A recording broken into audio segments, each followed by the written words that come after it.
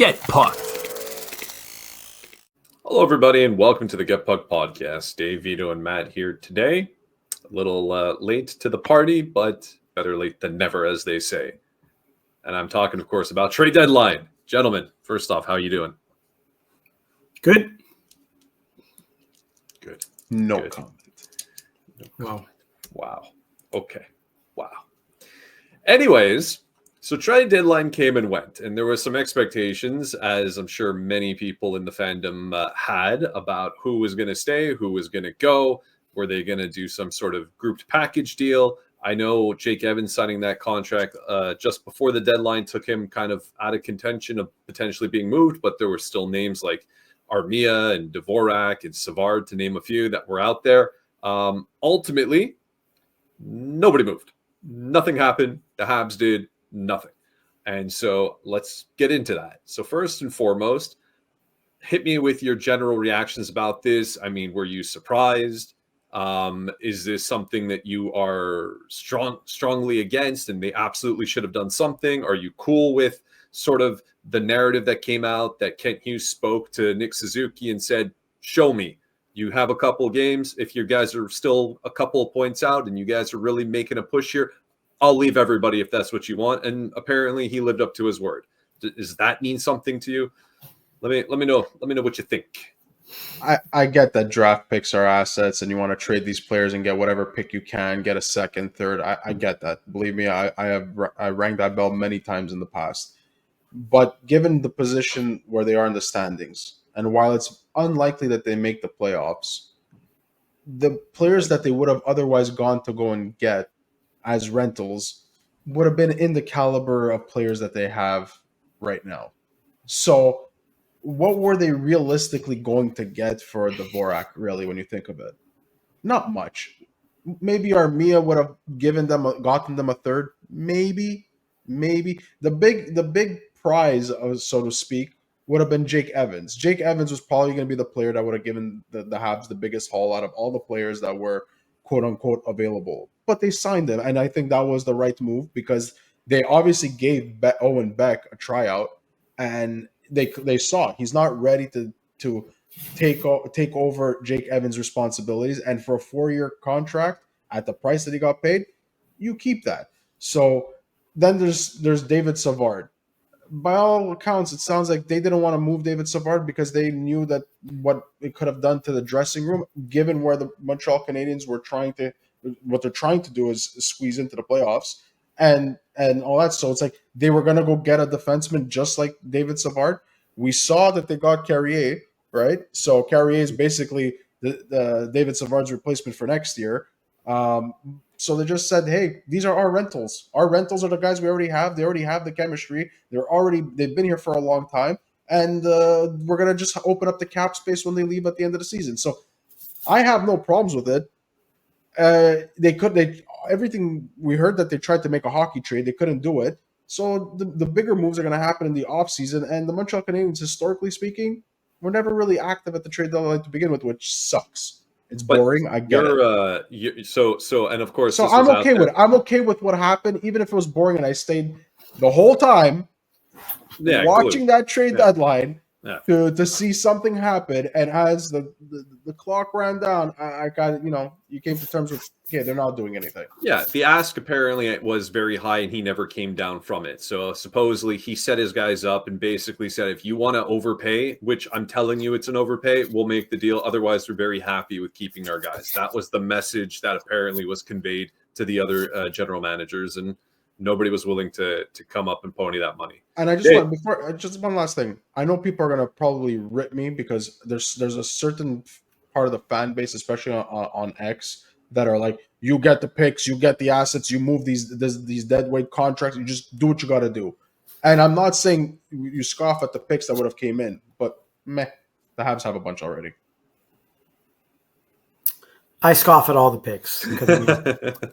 I mean, look, guys, it's not as if they had some valuable talent that's becoming a free agent that you had to move or you're going to lose. Like if Christian Dvorak walks for nothing, is anyone heartbroken? Or are they saying, yes, nice, that contract's off the books? Same goes for every single player that was a free agent there. They did what they had to do with Jake Evans, a good piece of housework, and they kept him and they signed him at an amazing deal. I don't think that there was a trade to be made. If you wanted to do a hockey trade maybe, or one of those deals where you get a prospect back, but I don't think there was one on the table. I just don't think that the guys were as valuable as Montreal fans made them out to be. I think that, David Savard's a good piece, whatever. I think there was other guys to go get around the NHL. And I think at the end of the day, it's absolutely fine not to trade these guys for third round picks that, whatever. Apparently it had hit the media that there was actually a concrete, solid offer for Yoel Armia, and the Montreal Canadiens actually declined it. But I mean, what's concrete and what's a solid offer? Like what, a late second? Yeah, and maybe Yoel Armia is still in the plans for the future if they could get him at a lower cost, right? Like it's not necessarily you're going to just deal him for whatever you want just because it's the NHL trade deadline. Like you could do whatever you want. I think it's fine. It's absolutely fine. It was a good deadline, and they didn't do anything stupid, so that's the most important part. I mean, you brought up a good point there. Yoel Armia, let's just say hypothetically speaking, he is part of the short-term plans of the Montreal Canadiens. Obviously 3.4 is too much money for what he brings. Mm-hmm. But are you guys okay if it's 3 years, $2 million a year, 1.8 to $2 million around there? Cap going up, replaces Pizzetta. He's a good. I take that. You know what you're getting from him, type of thing? Because apparently he wants to stay with Montreal. And I think Montreal will be okay with keeping him as long as he doesn't pass a certain number.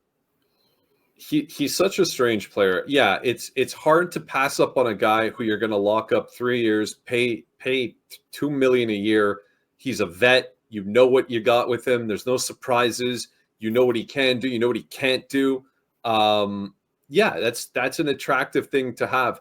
The thing that makes me sit back is, and I don't necessarily have this answer, but there's such a wealth of prospects in the organization. Fair. And everybody out there who knows about the prospects ranks Montreal within the top 5 as the deepest prospect pool that you have in the league.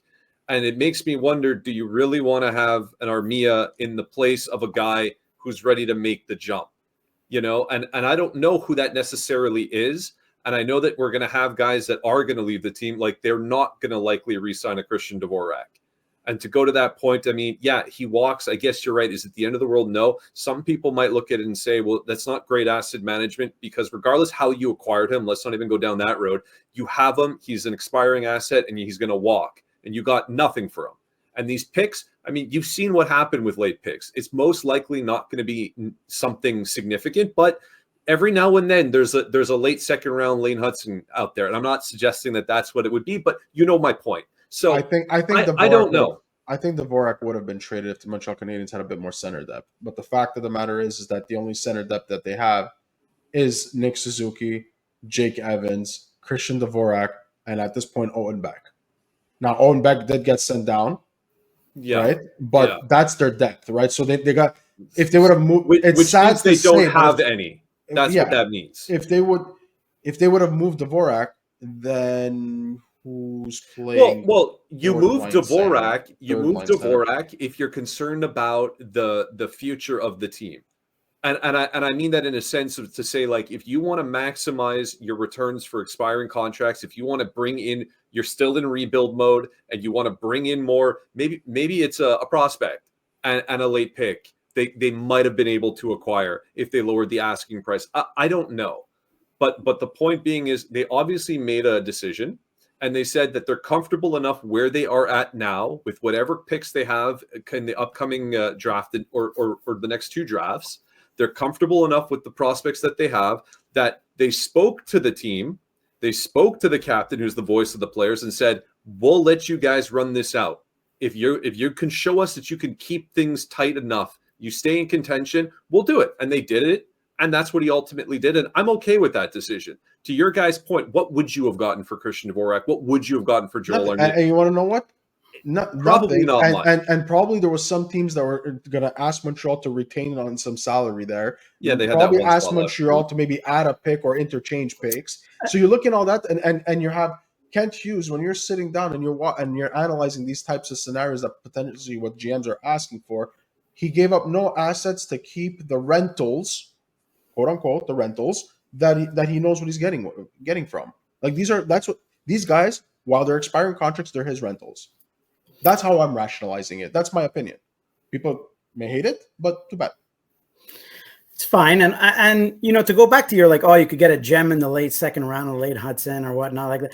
These things are crapshoots, okay? And you're not going to convince me that the Habs absolutely knew Lane Hudson was going to be the player he was because they drafted him late second. They drafted Philip Machar before him, and they drafted Owen Beck before him. They could have drafted him earlier if they really thought he was going to be what they didn't. They drafted him where they drafted him. Because he was available, and that's it. Well, I get it. They had the pick. They could have easily went and gotten that pick. I don't think it would have been that hard. If they saw Lane Hudson available at that thing, I don't think it would have been that hard. Well, his scouting report, the problem is that a lot of people passed on Lane Hudson because of nobody was even looking at his medical report about his bone structure being like 2 years behind. Yeah, but Canadiens. Hold on a second. I'm not talking about Lane Hudson. I'm just saying an equivalent, like a diamond in the rough. You don't have to be a Calder candidate. I'm saying like a really good. I get it. That's all I'm saying. I know, but my point is that they drafted two guys ahead of him that won't hit his ceiling. Like, it's not as if it's like, oh yeah, you're going to hit a slam dunk or whatnot. It's just absolutely literally you're just getting a pick for the sake of getting a pick and hoping, kind of crossing your fingers and hoping, and that's what it is at that. You can't win if you don't play. I can't. But they are playing. They have a lot of picks. Well, that's a different debate. Do they have enough lotto tickets that they feel we got enough and that's okay, and that's perfectly fine too. I'm just saying, if you got a guy and he's going to walk, and you know he's going to walk, and you had the opportunity to get one more crack at the crapshoot, like you say, I mean, you probably should do that. Probably, barring what ultimately ended up being the case, where they ended up standing, or Kent Hughes stood as a man of his word to what apparently was reported to Suzuki, saying, "Show me what you guys can do, and if you show me enough, I will leave the room intact. If that's what you guys want." That's what they wanted. They showed enough, and that's what happened. And I'm okay with that. I'm personally okay with that, as it stands, anyways. I mean, I guess people can make their judgment on it, and like I was trying to maybe make a little bit of a devil's advocate there. If you have expiring contracts, you flip them. Like you were mentioning, Vito, the people on X that might rip you, with reason, because there is an argument to be made. You don't go to the team and start asking, because no locker room is going to say blow it up. Yeah, we don't care. That's the thing. Even if they rip me, and you say, okay, go get an asset, you still need roster players. Yeah. NHL roster players to fit in all those players that you're going to go trade away. So if I'm going to use roster players, I might as well keep the ones that I have and say, hey, if we could squeeze into the playoffs and squeak in there, go for it. If you can't, your guys are gone anyway. But I get it. But if you're telling me that, he went in, you have to think that Kent Hughes, they did their due diligence. They went and find out and see what the market was for Christian Dvorak and what kind of pick were they going to get. And when you really look at it, let's say, in my opinion, Christian Dvorak, what was he going to get you? Really, a fourth, maybe a fifth? Are you really going to keep him? He's actually, given the depth of the given the depth, he's a better asset for me to keep than for me to go trade him for a fourth and fifth, and then go trade a second or a third to go get somebody that's better than him to do something that, what's that player going to do? It's not like it was one of those, I'll throw in Christian Dvorak to balance out the contracts to get an asset that's going to be there for them, mid to long term. It wasn't any of that. What are you going to get? Now, for Yoel Armia, apparently there was a bit more of a market on that. Apparently it wasn't big enough to say that he had to go pull the trigger and go for it, because he didn't trade him. The biggest prize from the Montreal Canadiens was Jake Evans. They kept that prize, and it was a player that they developed from day one. No, it makes perfect sense. I mean, listen, we're all in agreement. So I'm curious to know, realistically, and I expected you guys to be in agreement with me on this, that we're all, don't move, play it out unless you get like a crazy deal that comes your way, which was unlikely. I'm curious to know those that were upset about it. And if you are listening and you are one of those people that were like, wow, they really should have done something, let us know in the comments what you think they should have done. I'm legitimately curious at this point. I'll tell you this. If there was any chance at all that Christian Dvorak could have gone for a second, which I'd be shocked. If there was any chance that Yoel Armia could have gone for a strong second, not one that's on the verge of being a third or a third round pick, then I would say I'll eat it and I'll say I was wrong. But come on. Fair points. Okay. I want to dive into this other thing that was kind of got brought up in the media. And I want to start with you, Dave, because I feel like you're one of these guys that kind of gets behind these sort of clandestine movements of an organization, and they say things and they use the media to portray what they want people to think, but really behind the scenes, that's not the case. Again, I want to prefix this. These are rumors. We know nothing. This is just conjecture, fun talk. Patrik Laine has the flu. This is what we're told. Already. Go get your tinfoil hat, Vito. Already. He has the flu. Now, this seems to be either the second or third time, if I'm not mistaken, this year that he has caught something and got sick and has missed games because of it. Maybe he's prone to getting sick. Maybe he's unlucky. Maybe it's just a bad year. Go see a naturopath. I don't know. Immune booster, something. I don't know. But the official word is he's got flu-like symptoms and he's not playing games. Now, let's add to the conspiracy, if we may for a second. Bear with us. If he's so sick, people are saying, why is he still around the team? He's on ice. He's skating around. You've seen him with the team. He's still traveling with the team. If he's still got flu-like symptoms and he's that sick, then why do you keep him around the team? Why don't you ship him back home and let him rest up and get him ready for when they come back from their Western trip? If he's so sick, why is he even out there? What is happening? And so some are under the impression that this is a smokescreen and that it's because Martin St. Louis and Laine are very much not seeing eye to eye. And Martin St. Louis apparently would prefer not to play him, and to save a little bit of face, they're coming up with this cover story of him being sick. And it's to the point where he so doesn't want him to play that he would prefer to put in Michael Pezzetta over Patrik Laine. Now, let me come back to what I just started before I pass it over to Dave. These are rumors. We're having fun. I personally believe the man is sick. Okay? That said, Dave, is this, in your opinion, a plausible thing that can have a little bit of weight to it? Would an organization like the Canadiens purposefully tell everybody that a player is sick with flu-like symptoms when in fact they are just covering for something about there being a beef internally? I mean, I think it is possible, okay? And I don't think it's likely.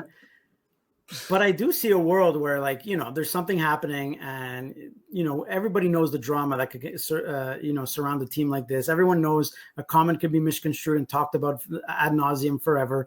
Anyone knows all these things. So if you want to, I don't think it's too much of a conspiracy theory to be like, hey, man, like, we have some internal business to clear up.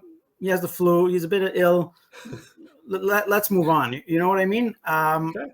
I don't think it's that crazy. I mean, look, people do that in their day-to-day lives, like you can't go to work. You don't necessarily have to because of an incident that happened at home or this or that. You don't have to necessarily declare absolutely the truth about everything. It's you just take a sick day, you take a personal day. Are professional athletes not hold to a bit higher standard than us regular workers who want to take a day off and say, I'm sick? Absolutely. Okay. I'm just, and that's not the way I would handle it, but I'm just saying that it's not an absolute crazy thing for me to have believed. And it's, I don't think there's, I don't know how to say this. Like, I don't know that it's something that we should be worrying about too much at the end of the day, but I mean, if it did come out later on that, it turns out he wasn't sick, he had a little bit of a like, who knows what could happen? I wouldn't be shocked. I don't think that's the way to happen, especially that, like, Marty St. Louis, I don't know, man. He seems to be a straight up guy. Like, I don't think that he'd have any issues saying, like, hey, this is what's going on. But at the end of the day, I'm not saying it's likely, and I'm not saying I believe it. I'm just saying it's not impossible. I've heard crazier things. You know what I mean? So I wanted to start with you because I figured you were going to say something to that effect. The other one here, busy throwing up the quotation right off the bat. You believe it? You think he's not sick? Is it possible he's sick? Sure. But I mean, this guy, there's always seems to be something. But I'll say this. I'm going to give you two sides of the coin. Marty St. Louis doesn't have the luxury to sit out Patrik Laine just because they're having a little bit of a, if the rumors are true, just because they're having a bit of a tiff. They don't have the depth and the star power and the talent in the top six to be able to do that, given what they're trying to accomplish. So there I would find it strange that that's what's happening. However, if the rumors are true, and it's yet another coach and another problem that Patrik Laine is having on another team, at this point, this guy's got to just look in the mirror, shut up, and go play the sport and play to your fullest potential. Because teams are starting to keep an eye and are starting to have a certain mindset and a perception made about Patrik Laine. And when he came to Montreal, it was to erase all of that. And if the rumors are circling and they're swirling around the way they've been for the last while, and every now and then when he scores a goal, it's like, okay, great. And then all of a sudden this type of stuff comes back. Whether it's true or not, it's still surrounding him. Then that means he didn't do enough to get rid of that and to get rid of that perception that there is about him. But bottom line, just to be clear, like, so you're saying, oh, he might be sick, but you really do think that there's something more at play here. I just feel like there's always something with him. Always. So it's like, either this guy's got the weakest immune system or the worst luck after Kirby Dach, or there is just something like, there's something up with the guy. Interesting. So, like, is he, everyone knows about that rumor about how he's addicted to Fortnite and gaming and whatnot. Is that his flu? The guy's staying up all night? I don't know. I don't know him well enough to I don't know him as a person personally. But what I do hate is that I hate knowing that there's these types of rumors about a player who's supposed to be a quote-unquote superstar or a superstar caliber player, and he never reaches to that potential, and there's always some kind of story around him. It's not like Alex Kovalev back in the day, because he was a comparable, when the Canadiens acquired Laine, where you looked and you say, Alex Kovalev was a guy who showed all the talent and whatnot and just didn't show up some games, but when he did show up, holy crap. It's not the same thing. Like, yeah, you could go look at Patrik Laine's numbers, and Dave, you brought him up, Matt, you brought him up. The numbers are very good. They're solid. But could you imagine what this guy would be if he would just commit himself and wouldn't have all this crap surrounding him all the time? Is he underperforming? And that's what pisses me off. Yeah. There's definitely, you look at some of the 5-on-5 numbers, and 100% everybody has rights to point the fingers to that. I just kind of find it funny that we have three of us here. You're leaning more towards Vito, saying, I kind of think there is something. I think there is a bit more of a smoke screen here. Perhaps he is a little ill, but they're saying, you know what, take some extra time because stuff's not working. You got Dave, on the other hand, saying he doesn't quite believe it, but it is in the realm of possible. I'm going to go and take it a step further and say I do not believe at all these rumors. I think at the very least, I will leave a tiny, tiny window open, because in this world with what's happening today, team with stories and rumors all the time. I don't care about stories and rumors. I care about the fact that right now he's out because he's sick. And if the team says he's sick, and if he has flu-like symptoms, and apparently that can go all the way to migraine symptoms, and that's why he's around the team. I don't know what he has or doesn't have. And this is, again, speculation based on reports. The only thing official that's ever come out is that he has flu-like symptoms. My point being is this. I don't think that this is a cover. I don't think they're purposefully benching him. I don't think, to your point, Vito, that Martin St. Louis, even if he has problems with him, and even if he wants more out of him, and even if he was cutting his time on ice, you don't purposefully sit Patrik Laine and play Michael Pezzetta when you are 3 points out of a playoff spot. You don't do it. And if you do that, you guys don't deserve your jobs. I'm sorry. It makes, to me, absolutely no sense. People are upset, and people are using, like you, Vito, right now, you're using his history. You're using past experience. You're using the fact that there was rumors and there was things in different organizations. I'm not and you are now necessarily putting using it on him here. I'm not necessarily using his history. What I You am just used saying, his history. no, That was your what whole crux of your argument. what I'm saying is that he's on another team, and yet the perception of the rumors are still swirling around them. They need to stop. And the only way he could stop them and have them stop is by showing up night in and night out and being the second overall pick that he was supposed to be. Who's his line mates? At some point, you can't. Who's his line mates? I get his line mates are not what they should be, but on the power play they are. Yes, and what was he doing on the power play? And he's a one-trick pony. Rip a shot from the side, rip a shot from the side. And he normally is scoring from those shots. He's got the skill to do way more than that.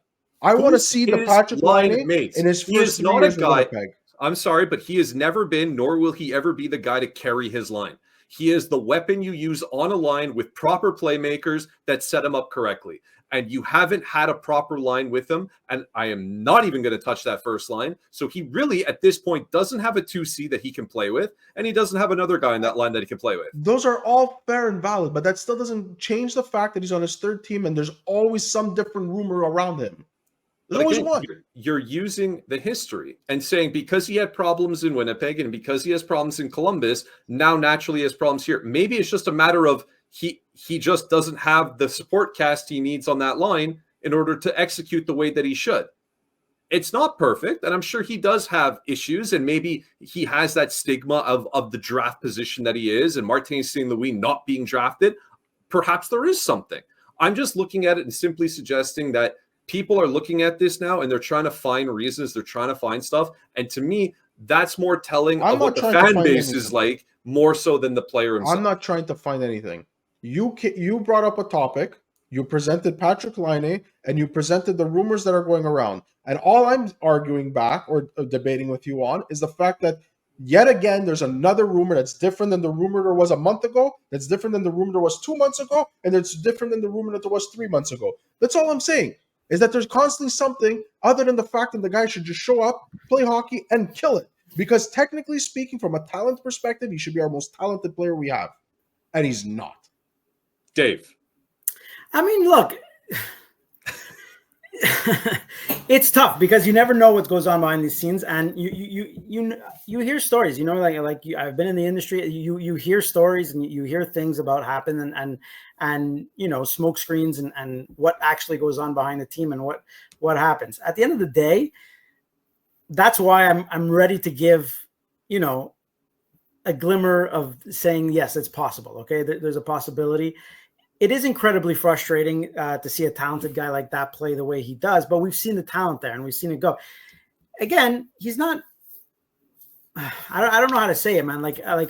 We've talked about how we'd like to see him on the first line or in different situations with the Canadiens. I feel like he's just put in this one situation, and it's like sink or swim with it, and that's it. And we're not going to move you around, and you kind of have to deal with that. And you go. You have the linemen, you have the that you have, and that's it. And it's kind of, I don't know if that's the best position to be putting him in. And, you know, he seems to be the only one this year who has been held accountable at all. So maybe, you know, the talk about St. Louis being frustrated with him, I'm sure that's the case because I'm sure he also sees talent in him. And as a professional athlete, he sees, and he just maybe hopes that, you know, his compete level or his, you take it to the next level. But at the end of the day, Patrik Laine is who Patrik Laine is. And I think that the team that is going to be best served having him is a team that knows how to play to his strengths. And I can't argue with you today that the Canadiens have played to his strengths whatsoever, other than put him on the power play and hope he scores. I think that they've kind of just have him pigeonholed in this role. And for the sake of not wanting to lose chemistry with others, or I don't know what the sense is, I just think that he's there and that's it. And I don't know. I just don't think that was, and if it's true that they're sitting him out or telling him out because they're frustrated with him, I just don't think that's the right way to handle it. And they're not going to get the best out of Patrik Laine, and he's going to move on to his next team. And you're going to see some players just need that little, you know, a good framework around them. And you could call it being soft, and you could call it being annoying, and you could be as frustrated as you want with it. but it's just the reality. It's like that in any walk of life. Some people need a bit more hand-holding and coddling than others. And it's frustrating when it's a guy like that, but it is what it is. And that's the situation they're in. And I can't argue that the Canadiens have handled it the best so far. A little bit more coddling. We're gonna have to treat him like the Ring in the movie The Ring. My precious. So be careful, little Patrik Laine. That is not the Ring from the right Ring movie. Anyways, I'm moving on from that. Wow. Okay. Look at that jersey behind me. There was all kinds of rumors about Carey Price, but that guy showed up and people shut up. Just show up. He has play your game. Okay. All right. Listen, obviously, we know where you stand with him. Yeah. I don't understand that comparable either, but I get your point. I get your point. You expect more out of him. I find that that's fair because he does come in with expectations and all this stuff. I get it.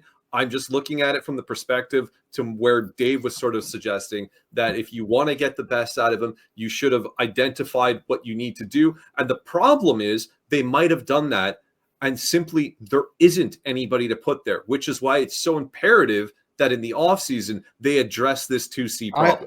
That is the 100%. Number one thing they have. But whether Patrik Laine is there or not, they need to address that 2C problem. I don't disagree, but I think by addressing the 2C, if you bring in a guy who's a legitimate 2C, you will see a far better 5-on-5 Patrik Laine.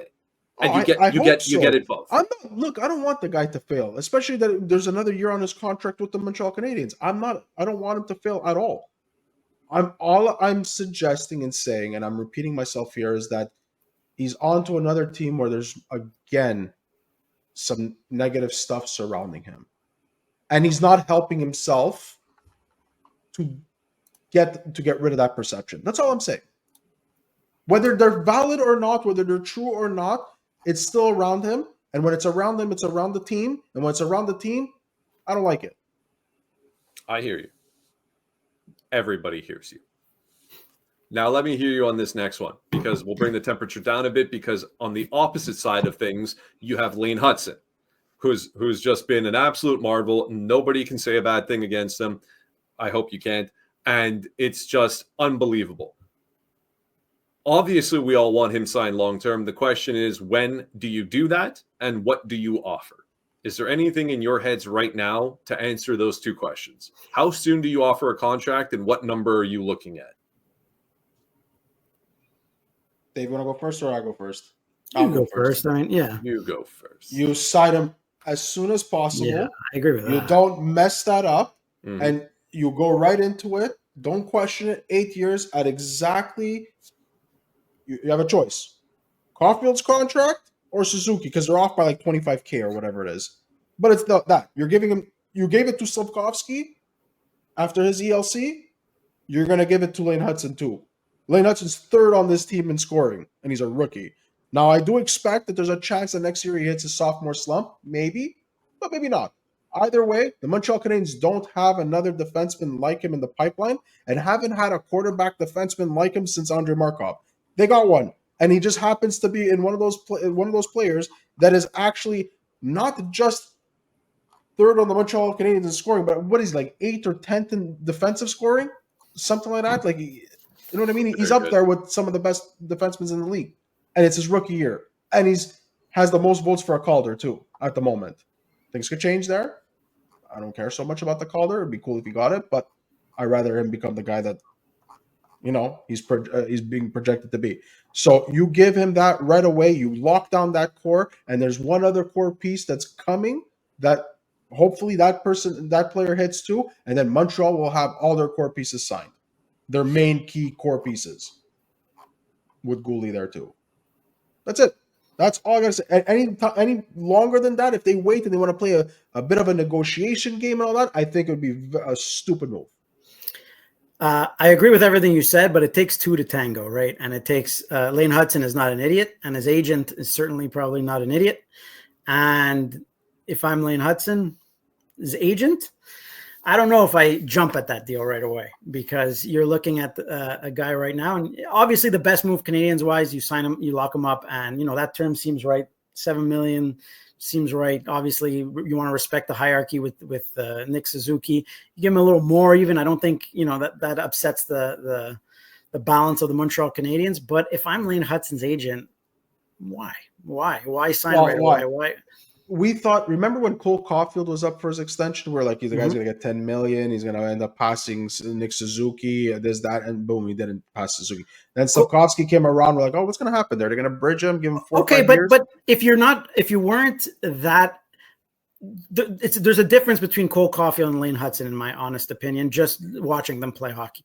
Cole Caufield, people were, he's going to score 50 goals. He's going to score 50 goals. Guarantee it's a lock. He's going to score 4. Look, he might hit that eventually, but he's not. There are, I think, at the time you could have argued limitations in his game. There was things he still had to prove. His consistency was off, and obviously, I was okay with the contract Cole Caufield got, and I think that probably was the right contract for him. I think Lane Hudson is proving himself at the moment to be a bit more valuable. He plays a bit more valuable than Cole Caufield. And I think that there's a lot more upside to Lane Hudson than I see in Cole Caufield. I'm going to say that right, honestly. You're probably right. You're probably right about the upside and a lot. Fact of the matter is that I think that they're going to look at Lane Hudson at the age of, 21? And they're going to say, hey, here's $8 million or close to it for 8 years at 21 years old. And you're literally at the top getting paid as much as our top line and our core players. We're not messing with you. Yeah, maybe there's going to be a team that's going to come out there and wants to offer sheet $9-10 million. Good luck. Mm-hmm. Thank you for all those picks. You know what I mean? It'd be crazy. You wouldn't match? Well, if a team comes out and you're getting potentially 4 first-round picks, what do you want to do? You're going to say no to that? It's 4 first-round picks. I'm asking you. You have Lane Hudson, and let's say the offer sheet is whatever you said, $10 million. I don't know. I don't remember what the compensation would it's at, but I think $10 million is a 2 firsts, a second, and a third, something like that. If they'd have to go to like 12 or 13 million for it to be 4 firsts, something like that. Just curious. So you would take it? You take the picks? If they're really going to get to the point that the Montreal Canadiens want to have to stick to their guns and saying, this is where we're at. You know what I mean? Like, this is our core. This is what we're going to pay you. We're willing to give you exactly Suzuki money. You're going to get paid like our core. We're trying to win a cup. This is where we're going with this. We want you. We see you. We're part of the whole thing. And then if a team comes in, like a vulture, swoops in and tries to, give $12 million to Lane Hudson after 1 season, thanks for the 4 first-round picks. Interesting.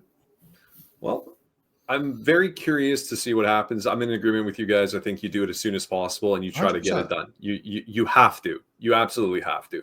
And I'd be curious to know what everybody else who made it this far in the episode thinks about this. It is something that I'm noticing a lot more people are talking about as the season's starting to wind down and we're getting closer and closer to potentially seeing where he'll land with the Calder. What do you offer? What's your high? I think everybody is prepared to do the 8 years. I don't think anybody's going to come and try to shortchange that. But the money value, what are you prepared to give to this kid that might be, I dare say, up there with the very, very best of the defensemen of the next decade? Do you break your internal salary cap? Do you throw all the money that you can? Or do you try to keep it at the number where they've kind of set that 8.5 sort of thing with their top line? Let us know in the comments. And I just want to say, Dave, you mentioned that the whole agent might be smarter than that. Agent might come out and say, let's not do 8, do 4, and I'll see you in 4 years from now, and then I'll really cap out. Yeah, that's absolutely fair, and that's exactly it. I was just saying that I was arguing your take that you sign him to the biggest deal. Like eventually, it's the perfect strategy, right? And Ken Hughes knows that. It's just eventually you're going to run into a guy who just doesn't want. He's going to bet on himself instead of just taking the comfort of that contract, and that's what you're going to see. And I wouldn't be surprised if Lane Hudson is the guy to do it. Eventually you can't all fit in a perfect world. Everyone's going to fit into nicely under Nick Suzuki's contract, but I know eventually that's going to change. I get that. It's going to change. Name is Davidoff. Yeah, I mean that's among other players. You know what I mean? It's just you're going to see it break, and Lane Hudson just might be the first. I mean, if I'm Lane Hudson's agent, I'm not jumping at the possibility of signing an 8-year contract right now. I'm just not. It's not smart business to me. It's not stupid, but it's not. There's more money. There's more there to be had. It'll be Kent Hughes, former agent Kent Hughes, to look and say, hey, next season, you could hit sophomore slump, and instead of 60 points, you're a 30-point guy. We don't know. And then all of a sudden, we're talking about different numbers. But here's 8. Here's 8 for 8 even. You know? It'd be very interesting to see. So on that, let's wind it down here, gents. So thanks very much for taking the time, everybody, making it through this one. Let us know in the comments below anything that you guys have to say about any of our 3 topics that we had today. Always super fun to listen and read and hear your takes from what you guys think about what we talk about, and to let us know how right or wrong we are. We always get tickled about that one. So thanks very much. And for Vito and Dave, I'm Matt, and this was Get Pucked.